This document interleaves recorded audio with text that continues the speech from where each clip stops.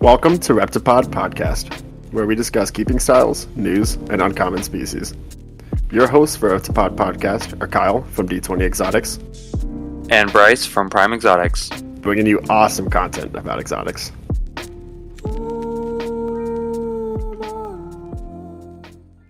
Welcome back to Reptipod.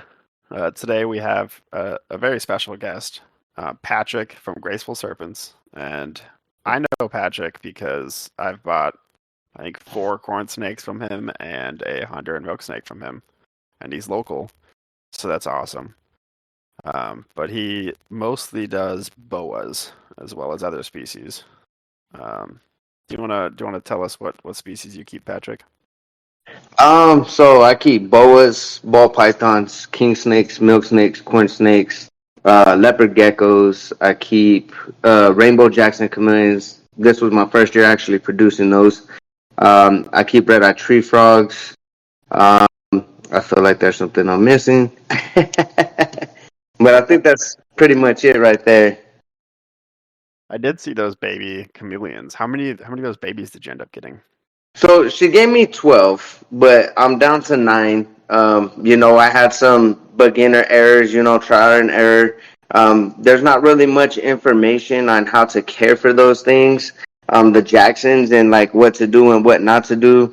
I don't really know too many people to reach out to them about them. So a lot of my learning was just trial and error. Unfortunately I lost 3 of them. One of them was just really weak. But the other 2, were trial and error mistakes. But I got 9 healthy, thriving. They're a month old already and doing amazing. That's awesome. I've always strayed away from chameleon keeping, especially in Arizona, just because I've always heard they're like harder to keep, and Arizona's so dry, and it's just one of those things. So be able to produce them in Arizona is awesome. Yeah, and I wanted to talk about the red-eye tree frogs a little bit. I personally have red-eye tree frogs, so I think it's awesome that you're breeding them. How do you breed them? So I actually just the other day just got my setup up and running. It took me a few days to build my setup, but what I did is most people do just a rain chamber. What I wanted to do was give them a habitat with a rain chamber in there. So what I did is I ran PVC going across the top of my cage. It's 47 inches long. And I got 46 holes drilled into there, really small holes, so it has a water system to it. And what I did is I put a pump in there inside the tank, and it has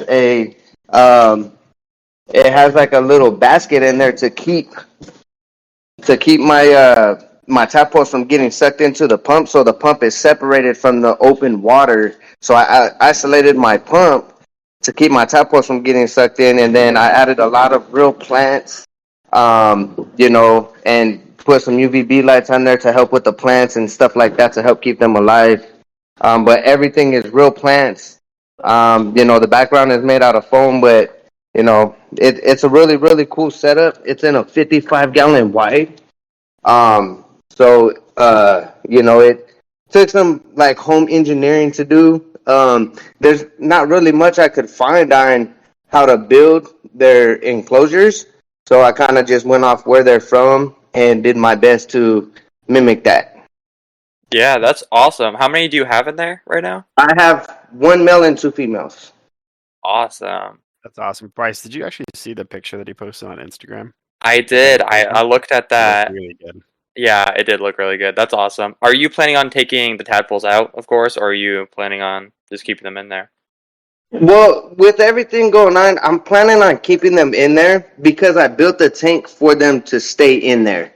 That's why I isolated my pump away from the actual, like it's in the water, but it's like in a little, it's those little nets that you buy are like little baby fish containers you buy to separate the fish from the rest of the fish in the fish tank, but you hang it on the side of the tank and it stays in the tank. I basically got one of those and put my pump inside of it, and then the water's like about a half an inch below it, so the tadpoles can't swim up and over into it, and then the holes are too small for the tadpole to swim through it. So it kind of leaves the rest of the tank just safe and clear for the baby tadpoles.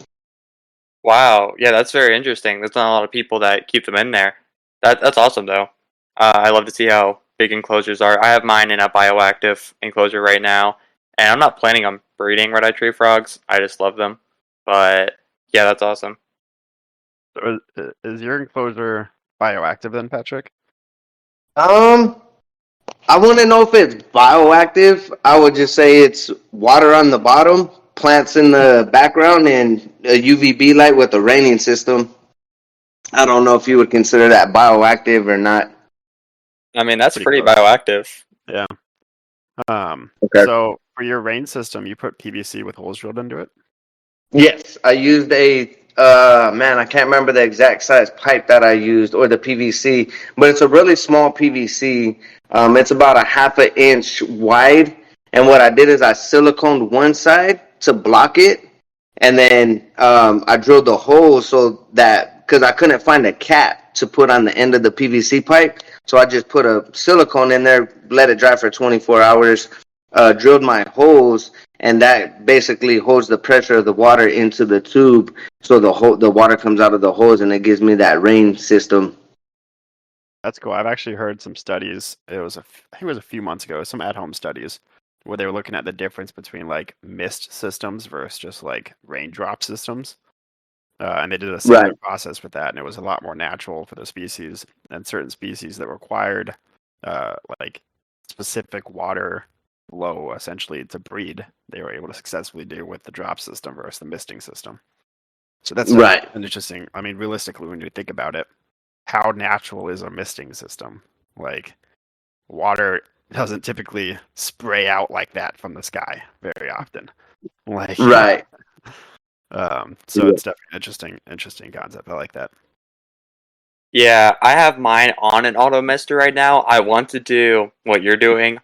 I just don't have the biggest brains when it comes to stuff like that. But I do want to work on a rain droppler. And right now, I mean, the misting is obviously helping. But yeah, I do want to build something like that eventually. Yeah, it was pretty fun, man. And that you say that, I'm gonna be honest with you, man. I'm a high school dropout. I'm not the brightest guy in the world either. But I was very intrigued, and I was very determined to give my frogs the best breeding tank I can possibly give them, because I want to be successful. So everything that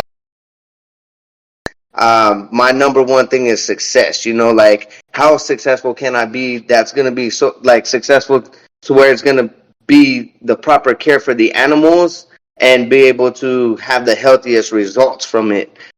So what I did is I just watched a couple YouTube videos. I was given a lot of the stuff, to be honest with you. I was given the tank from a good friend that had the background built already. I was given the pump. All I had to do was buy the PVC. The screens were tore on top of the cage. I went and replaced the screens. So I just did some like minor detail stuff, and then I just kind of like watched a couple of videos on how they did their rain systems, and I was just like, hey, you know what? And I just had my own vision of it, and I was like, hey, this is what I'm gonna do. And even my wife was like, wow, man, that turned out really cool. So I just get visions and I run with them. Yeah, that's awesome. What are you feeding them right now as adults? Right now they're very picky on the crickets. Like I've tried to get them to eat like mealworms, superworms. They're mostly just stuck on the cricket part of it. But they'll tear crickets up all day. Yep, same. I've been trying to get mine on superworms or mealworms and stuff, and right now it's just crickets as well.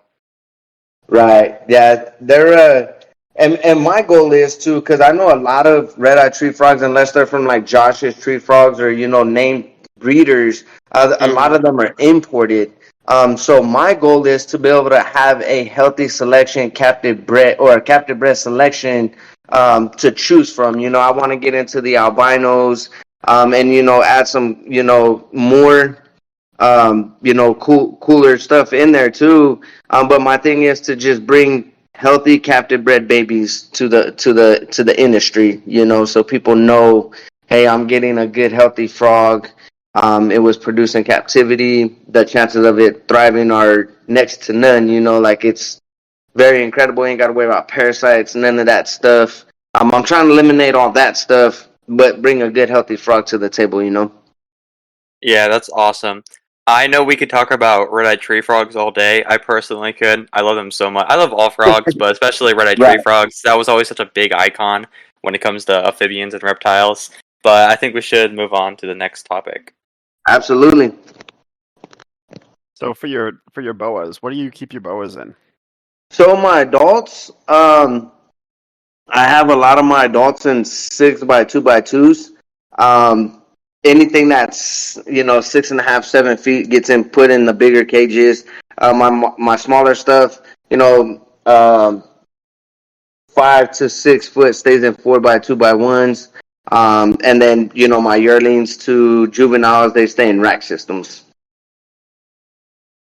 That's awesome. And what kind of boas do you breed, or do you have a whole majority? So I mainly work with BI. I swear that name changes every year. It goes from BCI to BI to, it changes every year. They come out with a new scientific name for it. But I mainly work with BI, but I work with multiple morphs. I'm trying to specialize in the IMG projects, and I'm trying to specialize in the sharp blood projects. Those have been my two main projects to uh, focus on, and those have been my main focus, and something I have put a lot of my time and effort into producing and trying to perfect. That's awesome.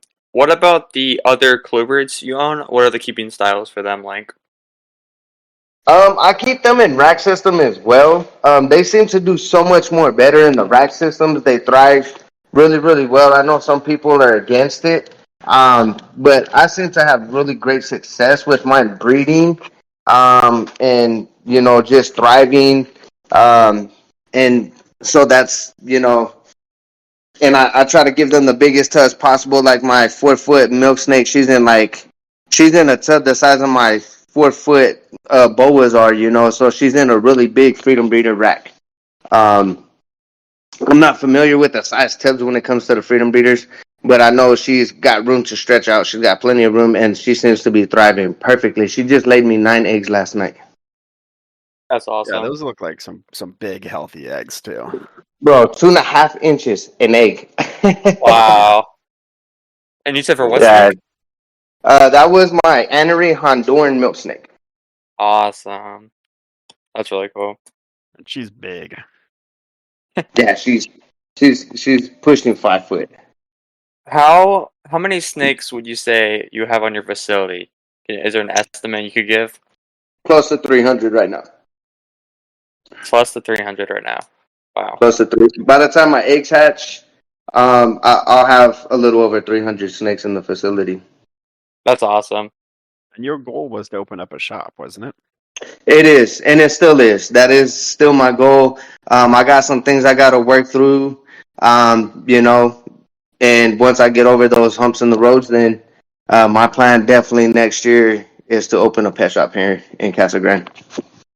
That's awesome. Are you planning on breeding still with that pet shop? With all Oh, the absolutely.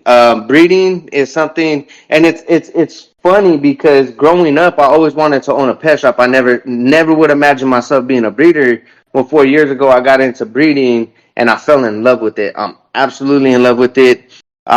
It's just nothing more rewarding than putting the time and um, you know patience into watching an animal grow for 3 to 4 years, producing from it.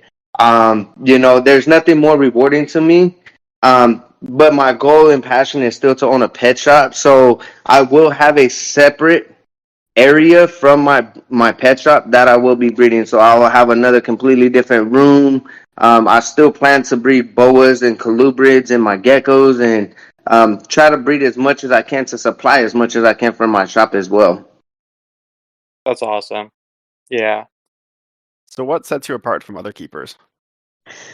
Oh man, the biggest thing I feel sets me apart is most keepers and breeders, they specifically breed or keep one species. When they're dedicated to what they do, ball pythons do ball pythons, boa breeders do boas.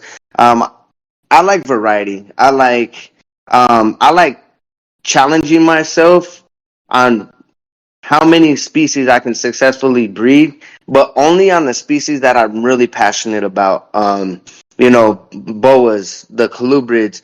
I have gotten into a very few selection breeder of ball pythons. And so far, I believe I'm successfully at 8 species to this date. So, Wow. And I forgot, what geckos are you trying to breed? leopard geckos. I've Leopard actually geckos. hatched out 4 of them this year. So, That's awesome. That's amazing.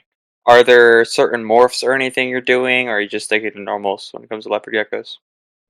with the leopard geckos, there's 2 main projects I'm focusing on more than anything else, and they're the only 2 projects I'm gonna work on. Is I got a super giant, super sunglow that I've been pairing to my Max Snow, so I'm trying to make super tramper Max Snows leopard geckos, and then I got a female red diamond, white and yellow, that I purchased last year, and I'm working on getting that into super giant. I got 3, and then the clown. I'm working on the clown project.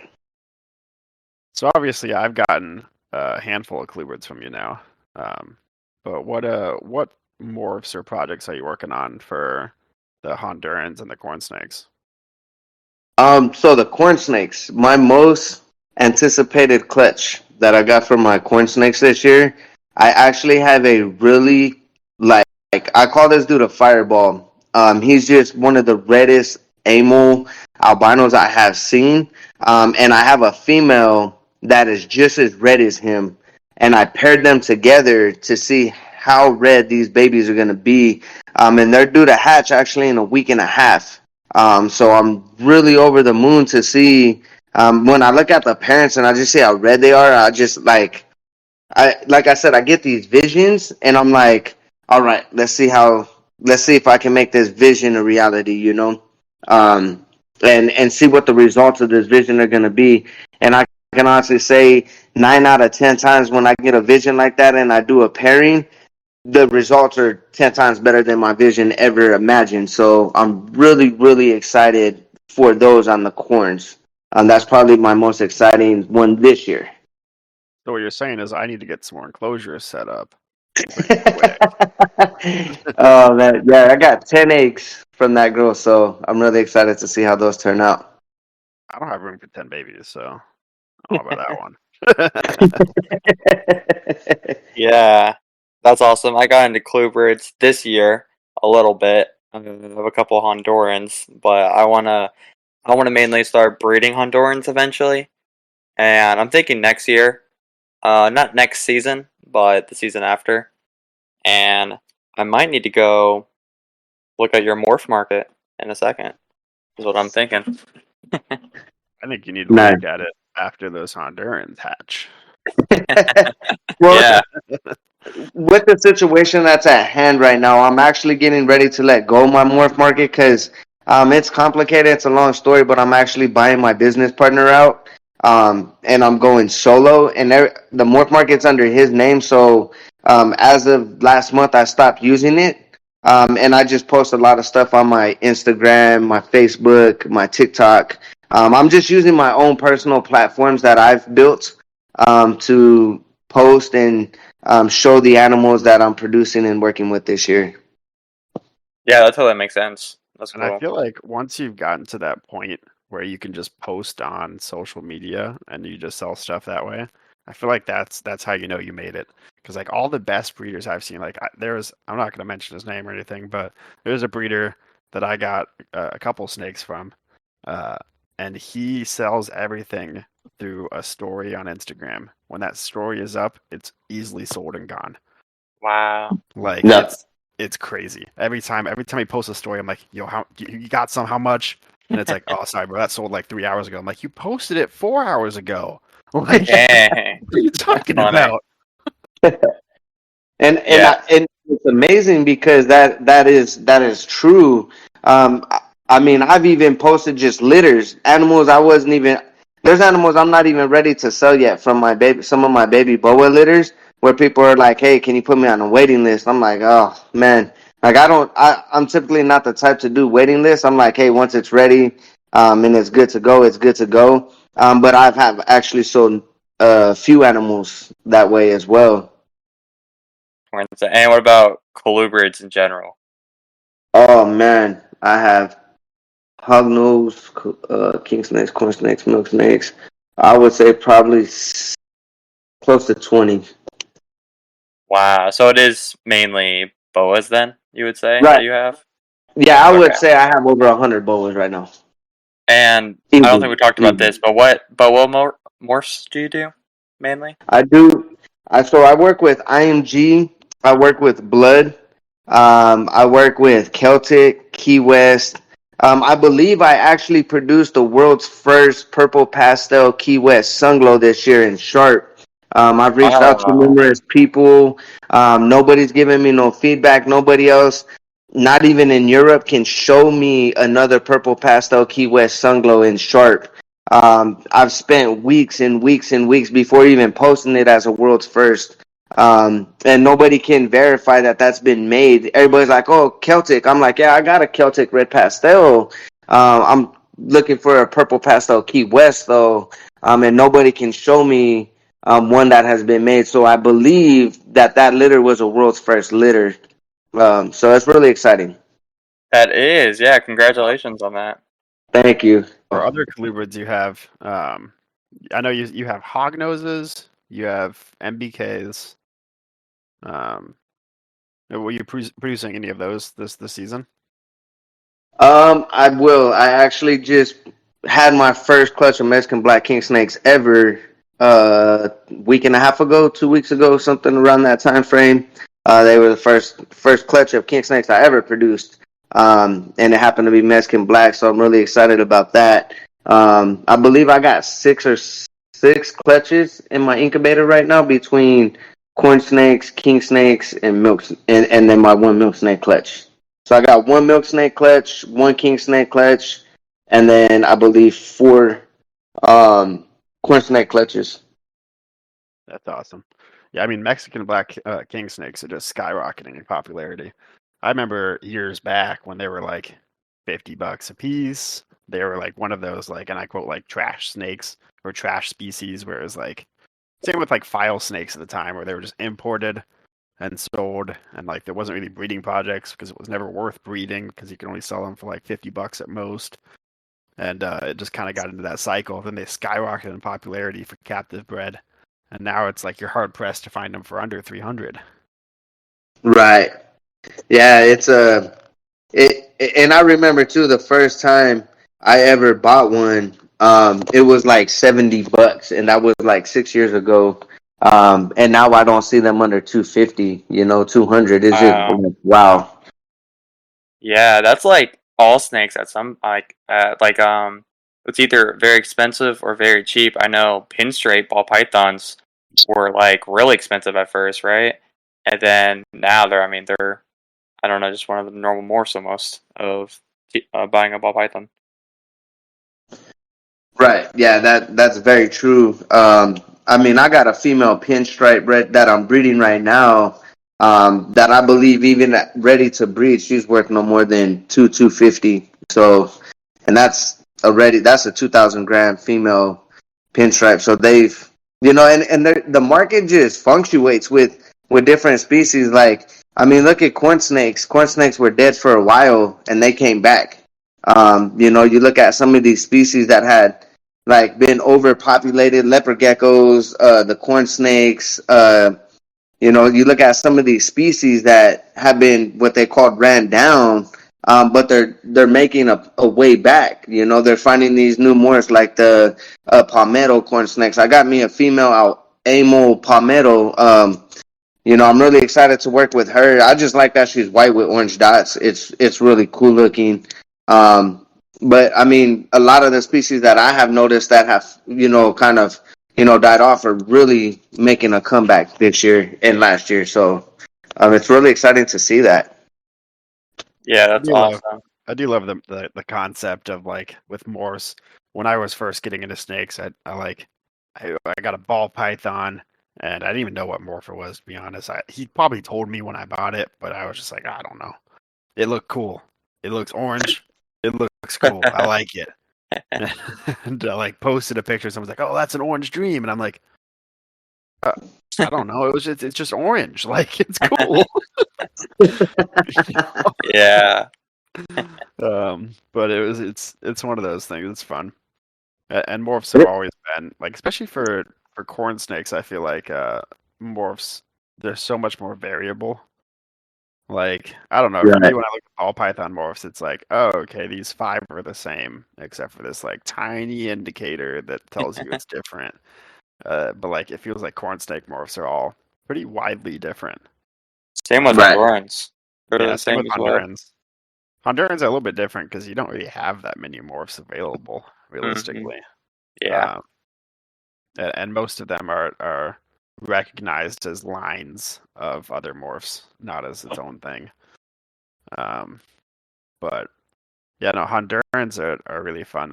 I'm definitely waiting for that clutch to hatch from you. Yeah, I'm excited, man. Those are going to be some. The data is phenomenal. I was told he was vanishing pattern, hypo extreme, and then the mom is at Henry. So I know I'll make double hit Henry hypos. So yeah, I'm really excited to see how those normals come out looking. Yeah, that's awesome. Get While them we're juicing up. talking, yeah, so Patrick, while we're talking about all these different species that you own, are there any you want to work with in the future? Oh man, so many. um, I do want to branch out. There is a species that I actually want to get, and I'm hoping I can get a pair at Anaheim next month when I go to vend. I'm vending at Anaheim. I just got into the August Pomona show, and then I'm doing the Tucson show here in Arizona at the end of September. So the next 3 months, I'll be at shows every month. But my end game at one of those shows is to pick up red albino gopher snakes. I've been wanting those for about 3 years. I didn't realize those suckers were like $500 a piece. But they're just so gorgeous. They're so red, and I got a thing for red. I just my logo colors are red and black. And the fact of it is that I'm faith based.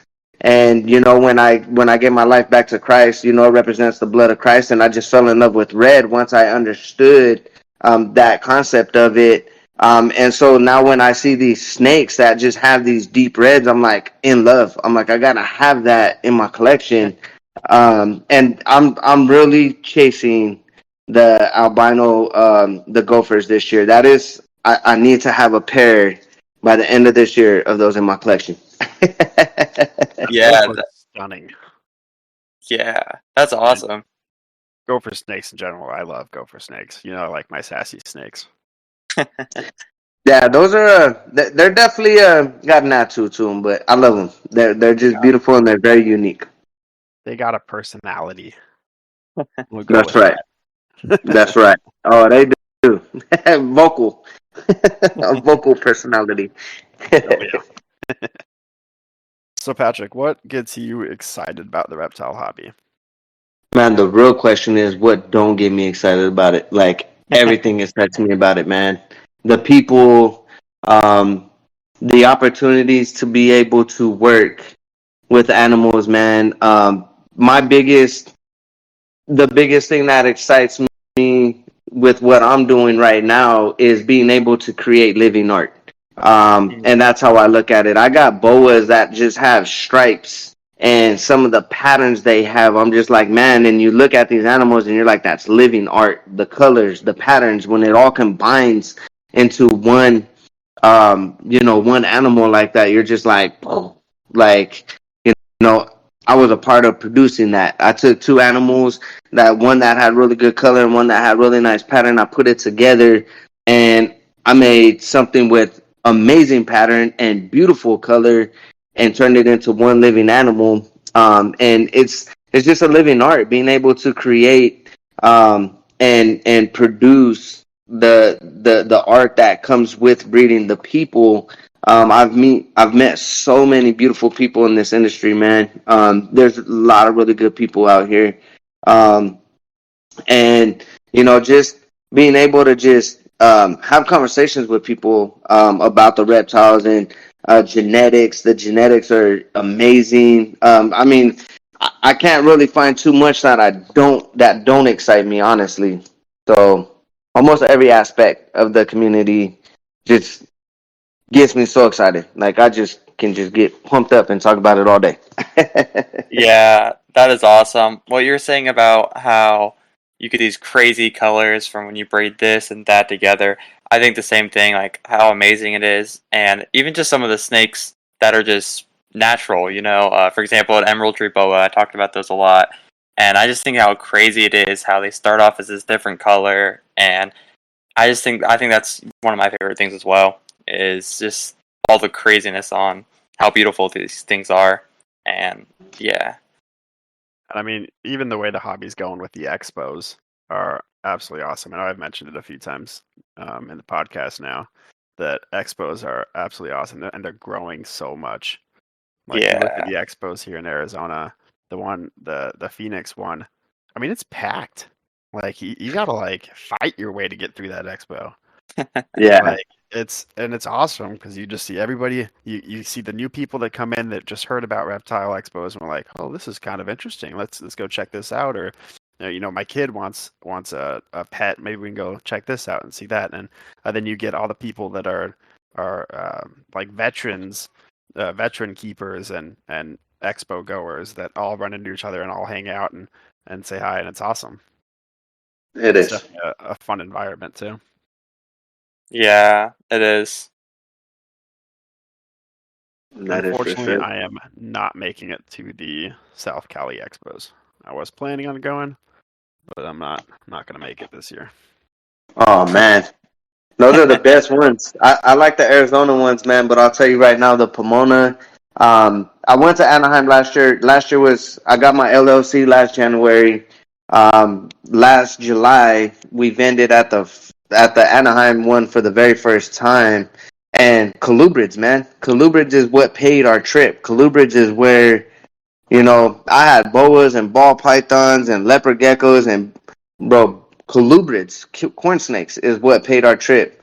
But it was just so awesome to be able to make, you know, sales and then be able to meet people and to be able to just be in that type of environment. But the crowds, man, thousands and thousands. I'm talking about in 2 days, 10,000 people have had to run through Anaheim, if not a little more. And then Pomona, my gosh, that building is bigger than Anaheim. And the last time I went there had to have been at least 15,000 people just in Saturday that had to have ran through there. So, I mean, you come to these expos where you get 1,000 or 2,000, maybe three, and then you go to one of those expos where you're dealing with 5 times the amount of people. I mean, it gets a lot crazier too. I'm bringing actually 3 people with me. My wife and one of my friends is coming with me just to try to help me manage the tables because it gets so busy just like that, man. And everybody wants to meet you and everybody wants to talk to you. And I'm that type of person where I always try to give everybody the time and day.